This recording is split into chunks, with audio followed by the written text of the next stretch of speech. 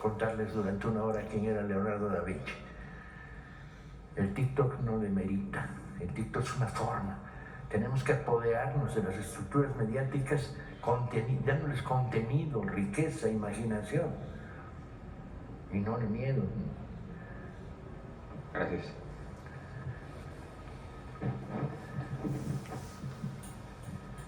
Buenos días, Ariana Esquivel de Saltillo, Coahuila. En mi estado actualmente se está llevando la Feria Internacional del Libro.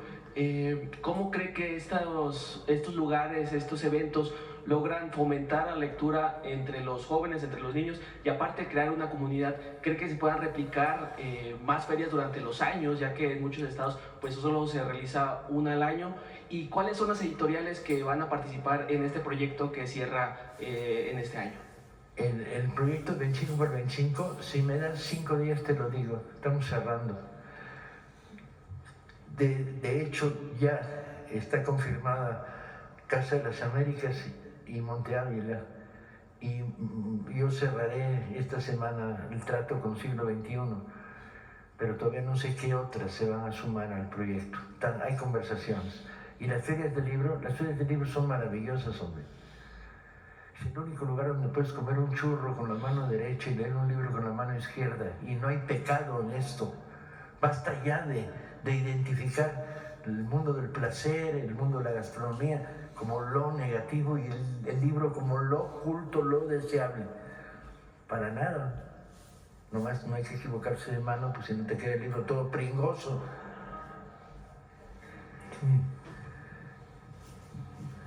Hola, buenos días. Soy Jeff Gray de Vanity Fair de Estados Unidos, la revista. Y tengo una pregunta para la presidenta. ¿Cuál es su libro favorito? Y para ti, ¿cuál es su libro favorito? Mi libro favorito es Espartaco, de Howard Fast, porque lo leí a los 15 años y dijo, no, la vida tiene que ser así. Y definió mi vida. ¿Y tú? Voy a decir dos. Por mi carrera científica y la literatura, obviamente 100 años de soledad. Y en lo científico a Thomas Kuhn, las revoluciones científicas. El cambio de paradigma. Sí, está publicado por el fondo. Está publicado por el fondo. Sí. Bien. Descanso porque tenemos tremendo trabajo esta semana.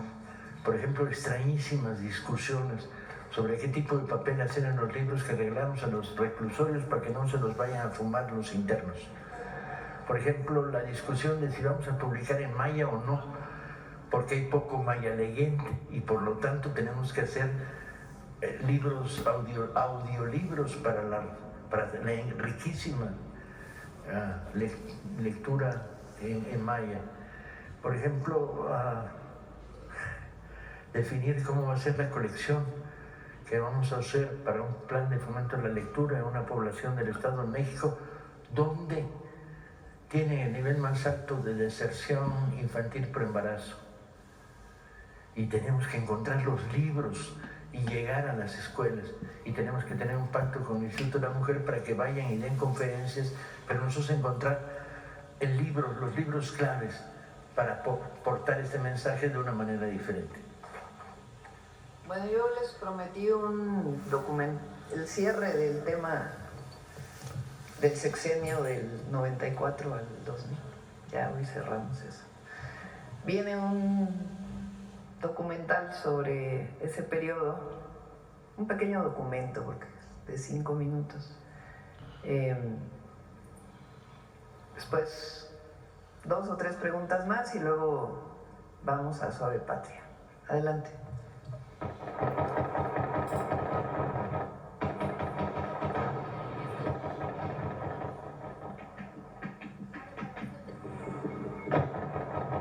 No tiene sonido.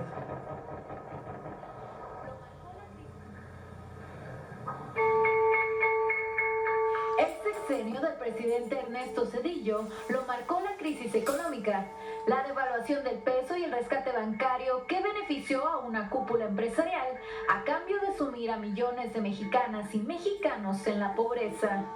pero también fue sello del gobierno de Zedillo la represión contra la población. Movimientos sociales, liderazgos de izquierda, grupos insurgentes y civiles y cualquiera que se opusiera a las políticas de su administración. Con Ernesto Zedillo Mendigo como viejo presidente, hijo de su ocurrieron en México represiones que pinche generaron madre. escándalos internacionales.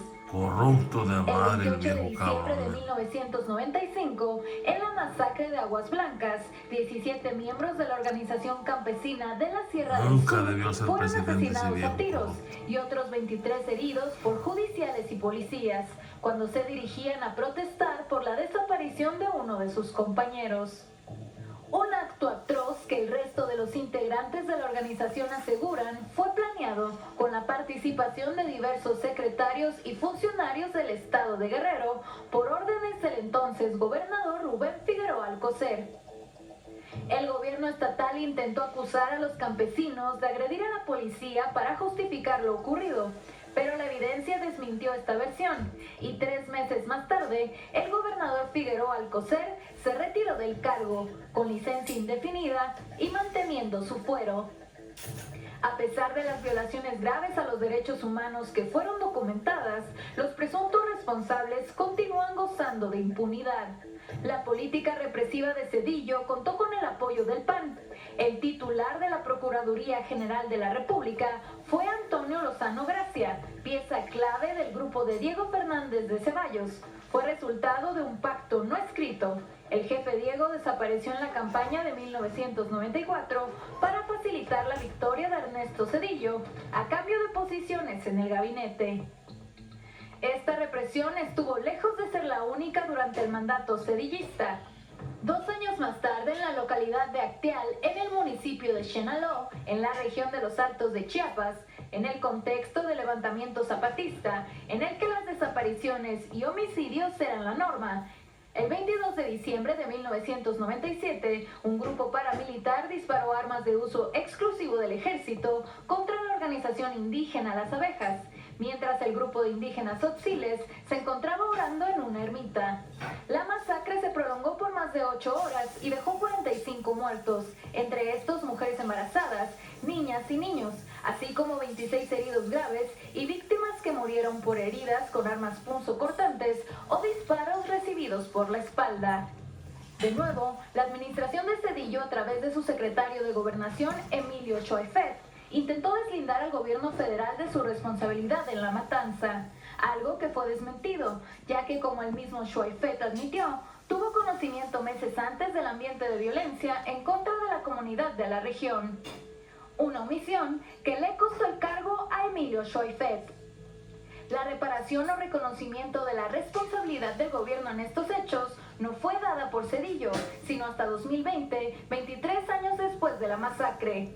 En los años siguientes, los ataques en zonas predominantemente indígenas continuaron.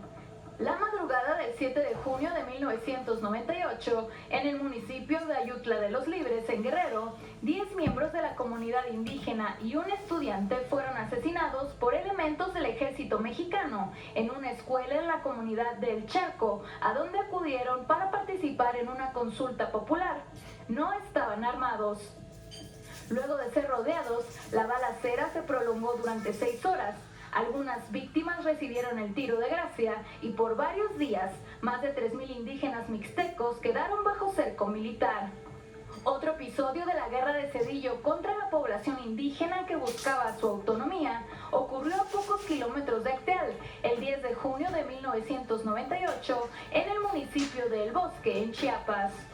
Más de 1.000 elementos del ejército y de las diversas fuerzas policíacas, acompañados por helicópteros y vehículos artillados, se adentraron y atacaron de madrugada a 3 comunidades, dejando un saldo de 8 pobladores muertos, 53 detenidos y decenas de casas saqueadas. El gobierno argumentó que el operativo fue legal, sin embargo la evidencia apuntó a que la matanza fue una ruptura más del compromiso gubernamental y optar por el uso de la fuerza en lugar del diálogo con la población. El Barzón surgió en 1993 como un movimiento social de agricultores endeudados con los bancos ante las altas tasas de interés y la apertura de las importaciones por el Tratado de Libre Comercio de América del Norte. Inconformidades que con el lema "Debo no niego, pago lo justo" estallaron en fuertes movilizaciones en distintos estados del país, a las que se sumó parte de la clase media afectada por la crisis económica. En la guerra social entre los deudores y la banca, Zedillo tomó el lado de los banqueros, reprimiendo las manifestaciones y promoviendo la ley pinche Zedillo madre, en contra viejo de los baboso. deudores para proteger a los bancos y acreedores. La violencia dictada desde el Estado marcó los sexenios de Zedillo y su antecesor Carlos Salinas, pues entre 1988 y 1997 se produjo una persecución sistemática de la oposición y de miembros de partidos como el PRD, que provocó la muerte de más de 600 militantes del PRD, crímenes que nunca fueron esclarecidos.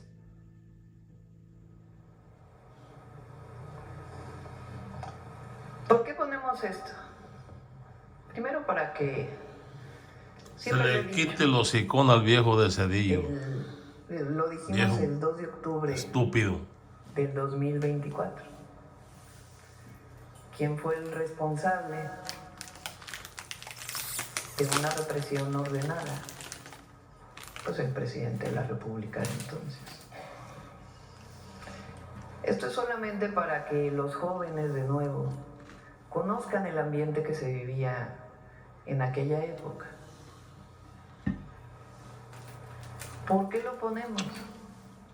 Porque el debate hoy es el autoritarismo. Así lo quiso poner la oposición.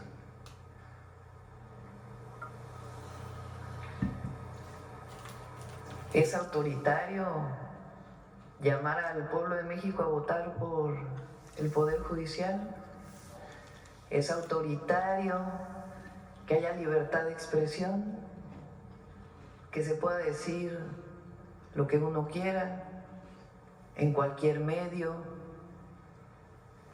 ¿Es autoritario que no se censure? Y no estamos más que informando desde los distintos puntos de vista, y que el que escucha la mañanera, el que lee un artículo, tome su propia decisión, su propia forma de ver el mundo y de ver la historia de México. Entonces, así como hay una acusación directa a la presidenta de la República de que es autoritaria porque hay elecciones en el Poder Judicial, pues vamos a hablar de épocas es lo más donde se vivió estúpido el que he verdadero escuchado yo, autoritarismo que vinculado un con la mendigo represión. viejo hable y diga Cuando eso. hay un momento de autoritarismo que tiene que ver con represión a movimientos sociales, movimientos indígenas, cuando tiene que ver con asesinato desde el Estado de dirigentes sociales, entonces hablemos de autoritarismo. Es nada más para que quien nos escuche y quien lee y quien escucha los medios, pues haga sus propias reflexiones y lea qué ocurrió en aquella época y qué ocurre hoy, cuál es el espacio de libertad que se vive hoy y los Exacto. espacios que se vivieron en aquella época. La represión, diría yo, presidenta. Entonces, con esto cerramos. Y si vuelve a salir a hablar más tema pendejadas, volvemos a abrirlo, presidenta. La ciudadanía, que el pueblo de México, pues, Y que sepa el pueblo tenga también de que información la suficiente, sobre todo los mujer jóvenes, estaba ligado a los que no carteles de vivieron aquellas Colima, la épocas. esposa de Nosotros ya Zedillo. pasamos por una historia de nuestro país, tenemos nuestras reflexiones, pero que cada quien decida con información dónde hay autoritarismo y dónde hay libertad y dónde hay democracia.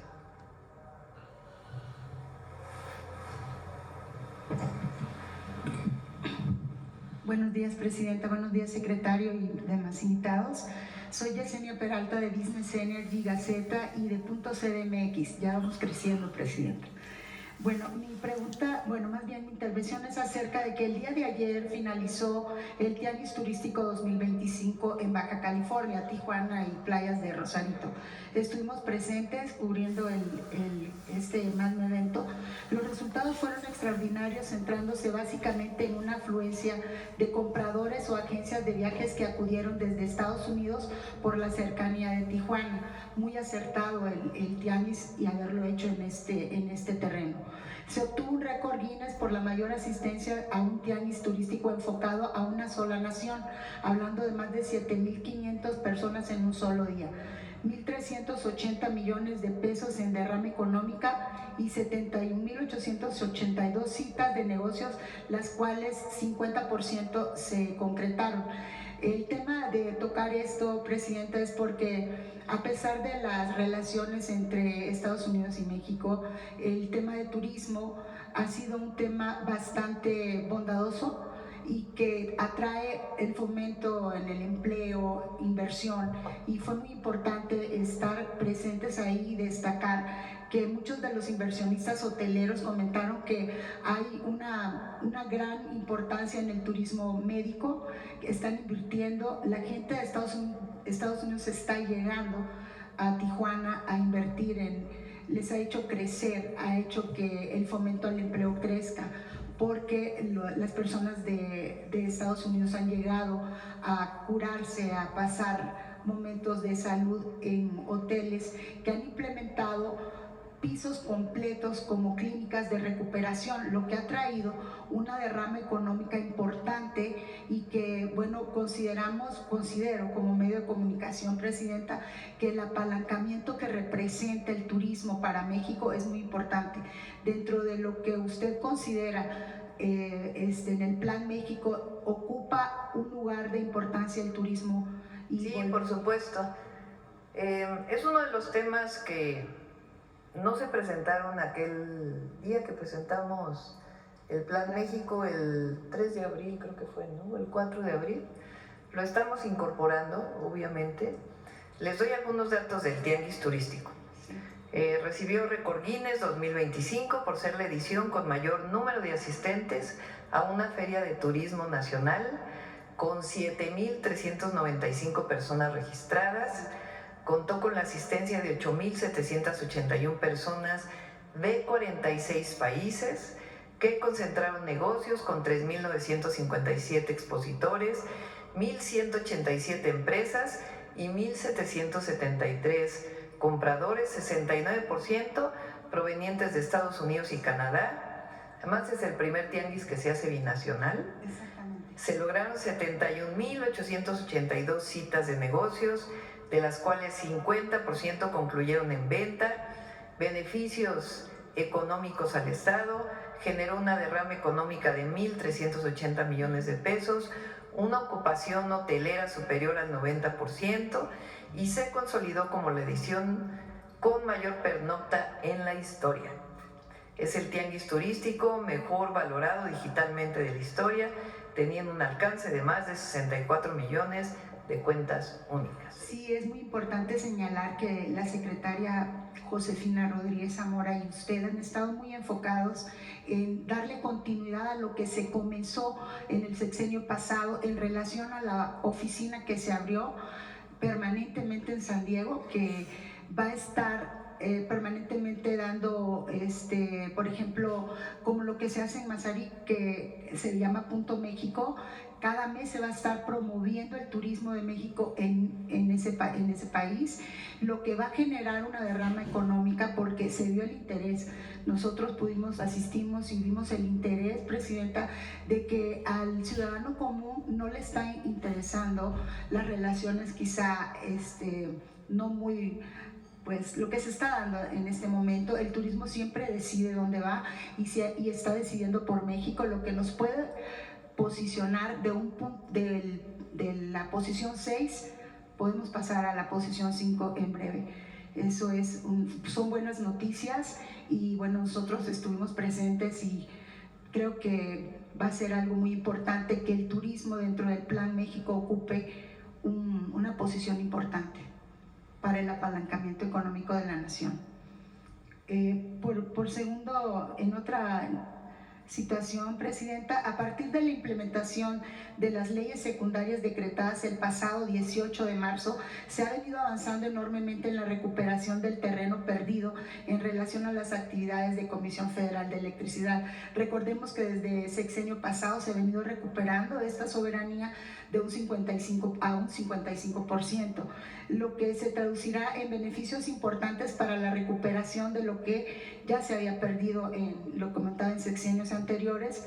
Y ahora lo importante es la electrificación en comunidades marginadas bajo un programa que se denomina Casa por Casa y que se está implementando en comunidades donde no había electrificación.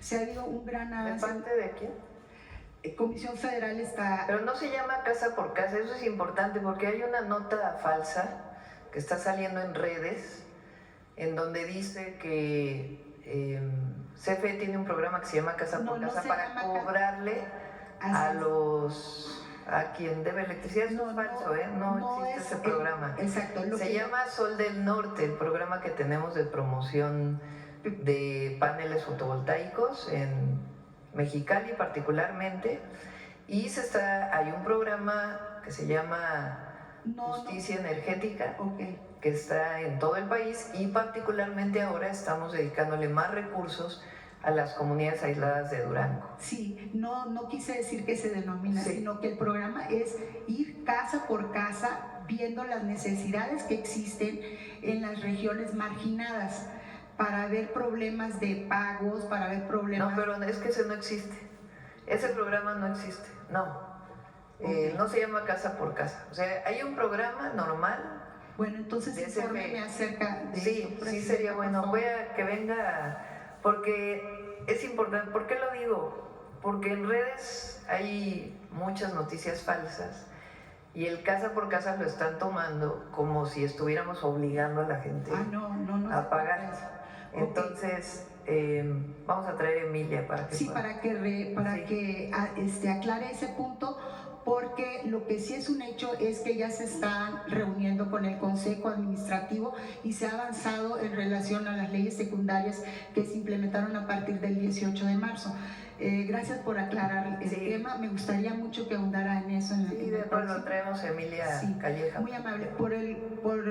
Mi pregunta acerca de esto que estoy tocando es ¿cuál es su perspectiva a finales de este año después de la aplicación de estas leyes secundarias?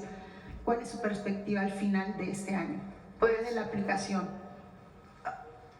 Son dos cosas importantes con la reforma energética o la reversión de la reforma energética del 2013 y de años anteriores. Uno es que está de nuevo integrándose verticalmente tanto Pemex como CFE. ¿Qué quiere decir esto? Durante muchos años y después con la reforma del 2013, CFE, que era una sola empresa, la dividieron en subsidiarias regionales. Entre otras razones, su objetivo era privatizarlas. Igual Pemex está dividido en subsidiarias y como en 40 filiales, y cada una tiene su propio consejo de administración. Entonces, ahora con las leyes nuevas, con la reforma, donde CFE y Pemex vuelven a ser empresas públicas del Estado, vamos a ir quitando las subsidiarias con cuentas claras, transparentes, pero dejar de que haya tanta dispersión que ha sido no en favor de las empresas públicas, sino en su contra. Entonces eso es lo primero que es muy importante. Lo segundo es, en particular en CFE, pues nuestro programa para el sexenio son 25,000 megawatts más de generación. Muy pocos países en el mundo tienen este programa. El día de ayer una empresa muy importante que quiere invertir en México la recibimos, ya haremos su anuncio cuando se formalice. Decía que en Estados Unidos, tener un megawatt adicional de energía es complicadísimo. En Japón es complicadísimo. porque no están produciendo mucho más energía eléctrica. Y en México sí tenemos un programa de mayor producción y una buena parte de esa producción con energías renovables. Por cierto, qué bueno que tocamos este tema, porque no hemos hablado aquí del apagón de España. El presidente de España, después de distintos análisis que siguen haciendo de qué produjo este apagón, responsabilizó a las empresas privadas, porque en España hubo un proceso de privatización del sector eléctrico muy fuerte, que ha tenido problemas de aumento en la tarifa de manera impresionante y ahora de la situación que se vivió en España. Entonces, es importante hablar de esto porque en el periodo neoliberal el objetivo era privatizar todo, incluso la energía eléctrica y Comisión Federal de Electricidad. Zedillo fue en el que en 1999 presentó el cambio para que CFE se privatizara por completo. No se logró gracias a las movilizaciones sociales que hubo en aquella época. Particularmente el Sindicato Mexicano de Electricistas tuvo un papel muy importante en aquellas movilizaciones. Pero muchísimos participamos en aquellas movilizaciones en contra de la privatización porque siempre dijimos que no iba a ser a favor del desarrollo nacional, sino al contrario. Entonces, ahora se permite 46% de inversión privada y la nueva inversión privada va a ser principalmente en energías renovables y 54% de Comisión Federal de Electricidad a partir de distintas fuentes y también de las fuentes renovables de energía. Podemos ver lo que pudiera haber sido para México si se hubiera privatizado. Tenemos un espejo con lo que está ocurriendo. Sí, en muchos otros lugares donde ha habido problemas relacionados con que finalmente acabó por privatizarse todo y se generan incluso problemas técnicos, no solamente pues lo que significa en términos de la soberanía energética, sino también de los problemas técnicos que se generan producto de este proceso de privatización. Y no lo digo yo, lo dijo el propio presidente de España. Bueno, gracias, Presidenta. Entonces, su perspectiva a fines de este año de la aplicación de estas leyes secundarias es positiva. Sí, es muy positiva, ya lo vamos a ir mencionando. Muy amable. Solamente para terminar, nosotros contamos con una línea de